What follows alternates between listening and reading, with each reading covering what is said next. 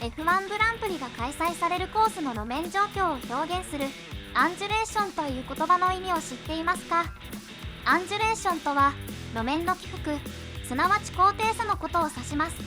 F1 グランプリではコースのアンジュレーションがレース戦略に大きく影響します。例えばアンジュレーションが大きいコースでは車がコーナーを曲がるときにタイヤに大きな負担がかかります。そのためドライバーはタイヤを保護するためにコーナー進入時のスピードを抑える必要があります。アンジュレーションが大きいコースでは車の姿勢が不安定になりやすいため、ドライバーは車をコントロールするために細心の注意を払う必要があります。逆にアンジュレーションが小さいコースでは車はコーナーを曲がる際にタイヤに負担がかかりにくいため、ドライバーはコーナー進入時のスピードを上げることができます。アンジュレーションが小さいコースでは車の姿勢が安定しやすいため、ドライバーは車をコントロールする負担が軽減されます。このようにアンジュレーションは F1 グランプリのレース戦略に大きく影響する要素の一つです。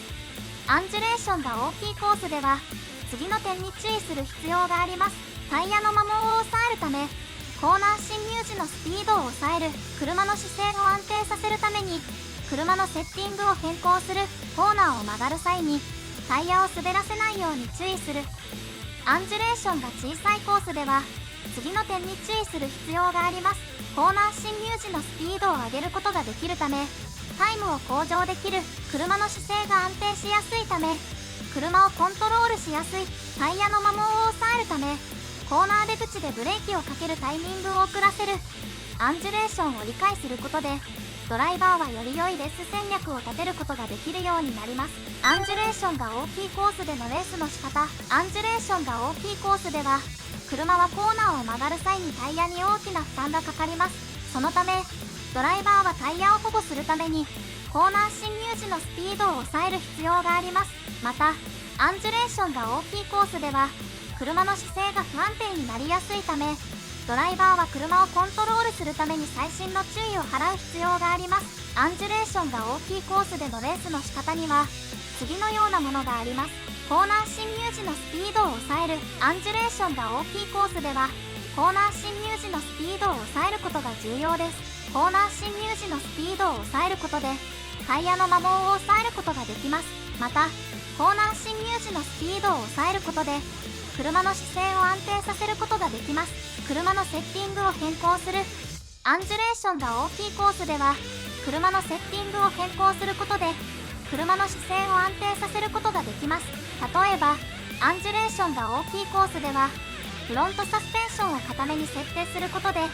車のノーズが下がりにくくすることができます。またアンジュレーションが大きいコースではリアサスペンションを柔らかめに設定することで車のリアが滑りにくいようにすることができます。コーナーを曲がる際にタイヤを滑らせないように注意する。アンジュレーションが大きいコースではコーナーを曲がる際にタイヤを滑らせないように注意する必要があります。タイヤを滑らせてしまうとタイヤの摩耗を早めてしまいます。またタイヤを滑らせてしまうと車のコントロールが難しくなります。アンジュレーションが大きいコースではこれらの点を注意することでより良いレースをすることができます。アンジュレーションが小さいコースでのレースの仕方。アンジュレーションが小さいコースでは車はコーナーを曲がるときにタイヤに負担がかかりにくいため、ドライバーはコーナー進入時のスピードを上げることができます。またアンジュレーションが小さいコースでは車の姿勢が安定しやすいため、ドライバーは車をコントロールする負担が軽減されます。アンジュレーションが小さいコースでのレースの仕方には次のようなものがあります。コーナー進入時のスピードを上げる。アンジュレーションが小さいコースではコーナー進入時のスピードを上げることを意識します。コーナー進入時のスピードを上げることでタイムを向上させることができます。車の姿勢を安定させる。アンジュレーションが小さいコースでは車の姿勢を安定させるために車のセッティングを変更することも重要です。例えばアンジュレーションが小さいコースではフロントサスペンションを柔らかめに設定することで車のノーズが上がりにくくすることができます。またリアサスペンションを固めに設定することで